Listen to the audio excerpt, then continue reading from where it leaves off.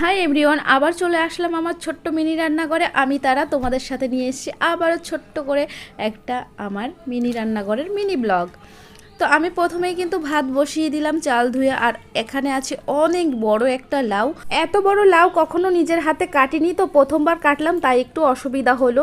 আজ একটু লাউ শাকও করবো, তো লাউ শাকটা সুন্দর করে কেটে নিলাম। দেখো, লাউ শাক কাটতে কাটতে দেখি এদিকে ভাত বলক দিয়ে দিয়েছে।